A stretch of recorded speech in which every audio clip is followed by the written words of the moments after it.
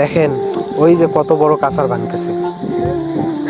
এক কথা বলতে কি, এখানে নদী ভাঙনের বাজেট আসে, অনেক টাকা বাজেট আসে, কিন্তু দেখা যায় যখন কাজ করা দরকার তখন তারা কাজ করে না। আর এখন নদী ভাঙতেছে, এখন আসি কাজ করবে। দেখেন ওই যে ওই ছেলেটা ওইখানে কাঁচারটা কিন্তু আটকার জন্য চেষ্টা করতেছে, কিন্তু ও কি আর ওই কাঁচারটা আটকাতে পারবে? এই নদীটা যদি যখন পানি শুকাইছিল, পানি কম ছিল, তখন যদি বাঁধতো, নদীর বাঁধ যদি ভালোভাবে দিত, তখন কি এই নদীটা ভাঙতো? ওই যে দেখেন নদীর স্রোত কিরকম স্রোত দেখেন, আল্লাহ! স্রোতে একবারে। আমরা এখানে আসছি মূলত নৌকা দিয়ে, আমাদের বাড়িও কিন্তু নদীর পাশে। একটা প্রবাদ বাক্য আছে না, নদীর একুল ভাঙে উকুল গড়ে, এই তো নদীর খেলা, সকালবেলার ধনী রে তুই ফকির সন্ধ্যাবেলা। সেই হলো আমাদের অবস্থা। এই জায়গাটুকু যদি ভেঙে যায় তাহলে আমাদের বাড়িও কিন্তু থাকবে না। এই জায়গার উপর ভরসা করে আমরা আছি। আমাদের বাড়ি আরও ওই দিকে ভাটিতে,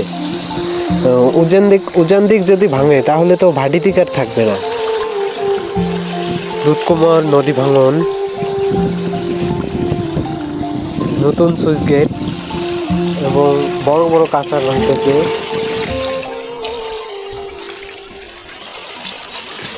আমাদের এই যে নীরব মামু এখানে আছে। মামু, আপনি কিছু বললে বলেন, আপনার যদি কিছু বলার থাকে তাহলে বলেন। আমাদের 2 নং রায়গঞ্জ ইউনিয়নে 6 নং ওয়ার্ড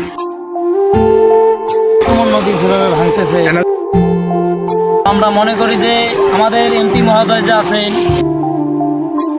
জনাব মোহাম্মদ আনোয়ারুল ইসলাম আনোয়ার, যেভাবে ভাঙতেছে, যদি উনি আমাদেরকে এই জায়গায় যদি পদক্ষেপ না করে তাহলে আমরা আসলে যেগুলো বাড়িঘর দেখতেছেন সব কিন্তু ইতিমধ্যে রাত 10টা-11টার সময় এদিকে কিন্তু ভাঙন চলে যাবে।